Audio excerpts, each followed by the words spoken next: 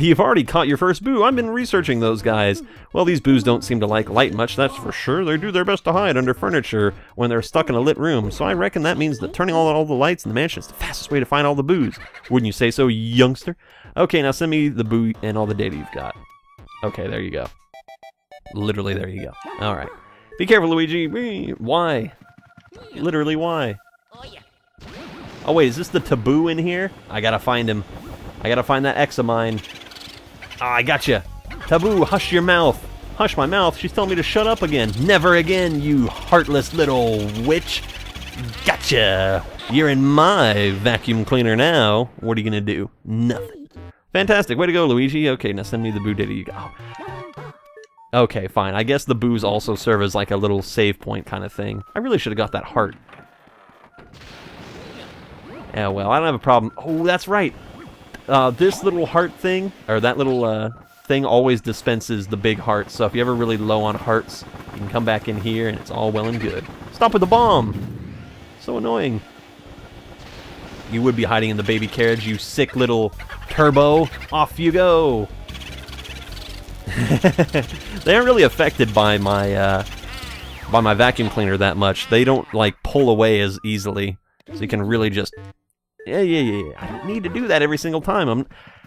Oh well, I guess it's nicer than having to run over to Toad every single time I want to save. I think that was it.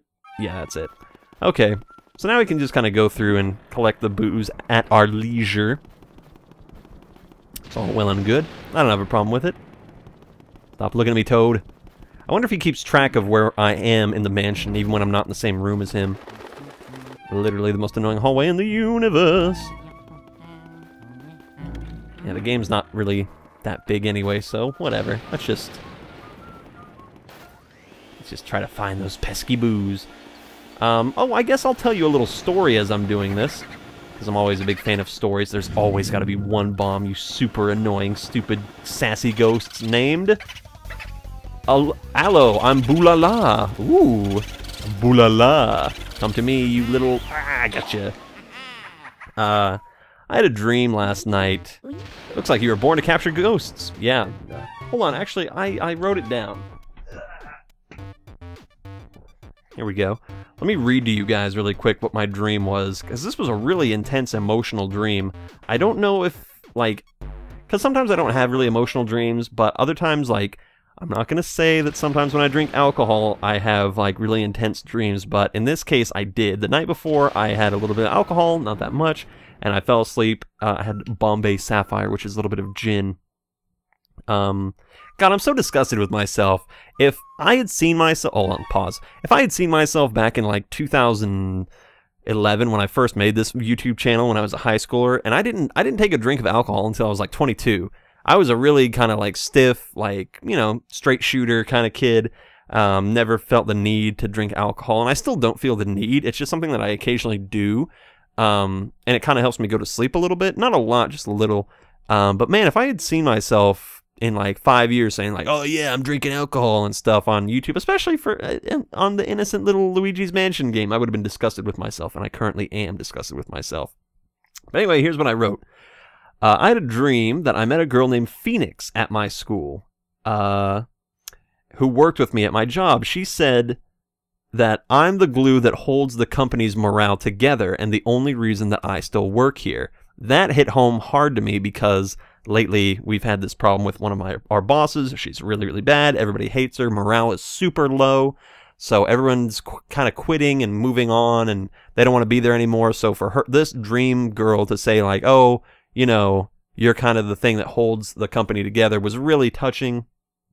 I really liked her, and just when things started to get interesting, I was indoctrinated into a Greek club, kind of like the Skull and Bones Illuminati sort of thing, and they were putting me through a series of tests, like a duel, a test of character. I think I actually had to duel like a guy in like a little satyr like outfit or something like that.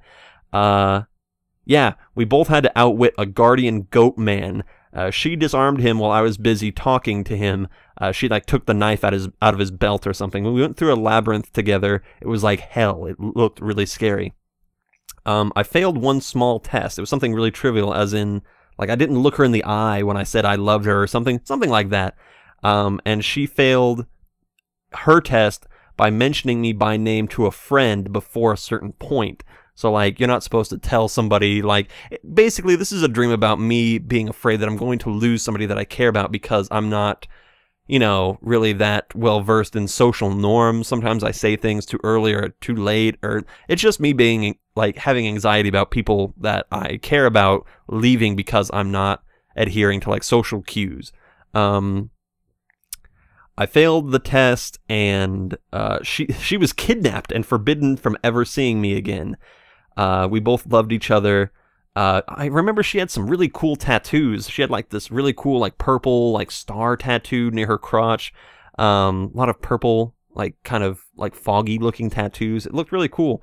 I was allowed to see her one last time to hug her. I wept heavily. I loved her. Phoenix was the tall girl. And yeah, that's the little dream I had. Really kind of weird. Very emotional. But it was a really satisfying dream, even though it was really sad. You know, I'm the kind of guy where I like to feel all emotions.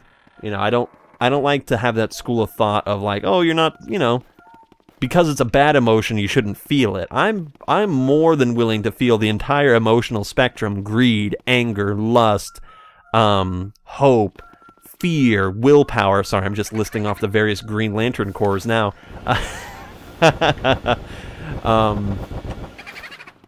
Ooh! What is this again? I forget what the trick of these are. What is the trick with these boo balls? I totally forget.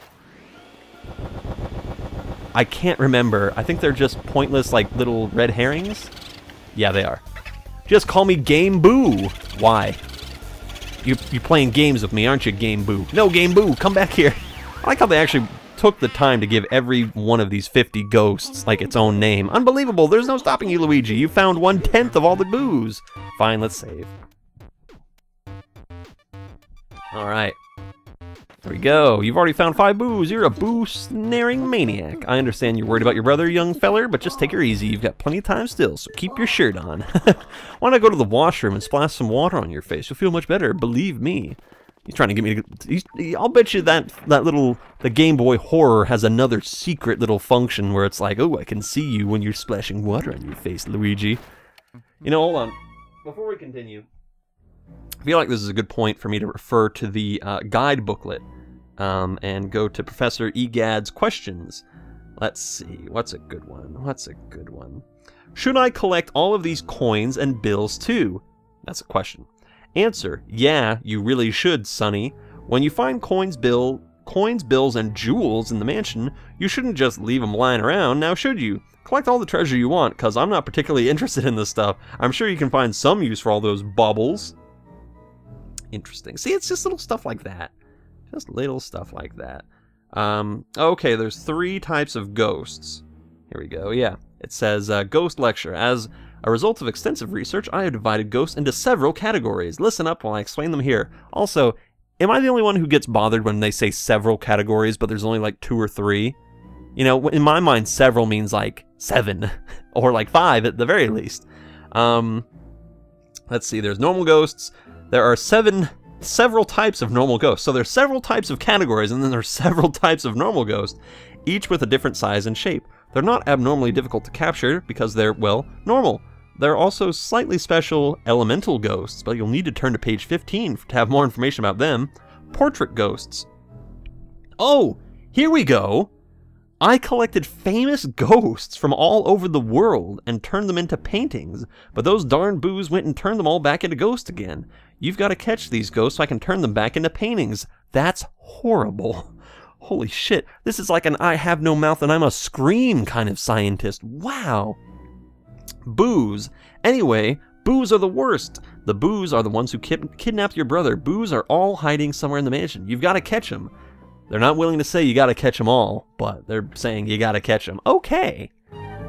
So, just to confirm, E.Gadd basically has gone around the world collecting the spirits of the dead from various locations, including possibly a stillborn child.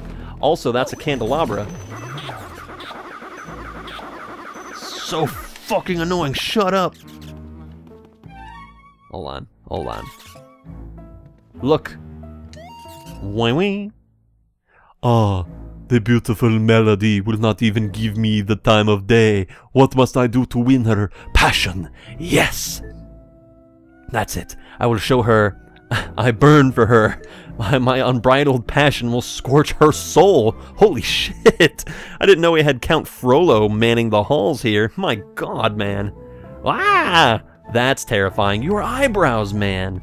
That's a Scandinavian person if I've ever seen him. Wow. Alright. To the washroom, E.Gadd says. To the washroom.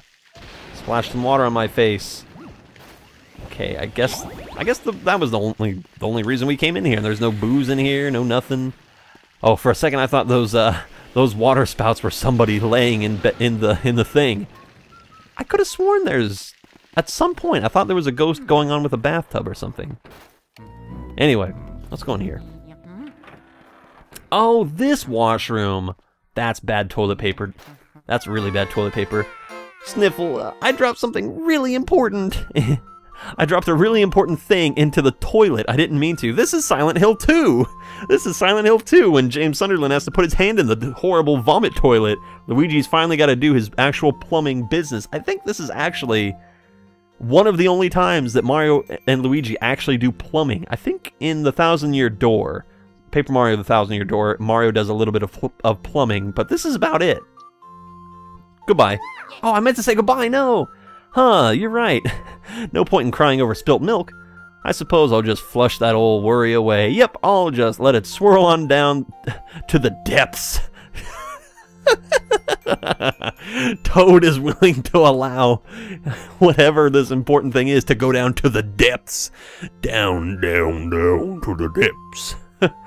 And let happiness refill my life. He's literally saying, I guess I'll remove the shit from my life. Alright. What's in here? Money! Why keep pills in your washroom cabinet? I don't know. That's a big basin. Oh yeah! It was a key. It was a key the whole time. Rip the toilet paper off! Yeah, there we go. And we got the key. Magnificent. Okay, you didn't really flush it down the toilet. We just kind of plucked it out of the toilet. Alright. Thank you, Toad. Kind little man.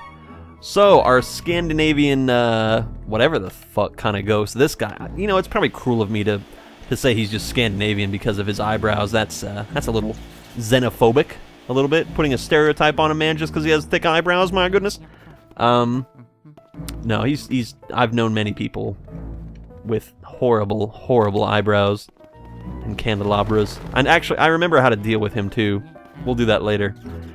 We'll deal with you later, Frollo, you amazing Disney villain. Well, you're not even a Disney villain. You were originally part of something else. Pardon me. You were originally like a book.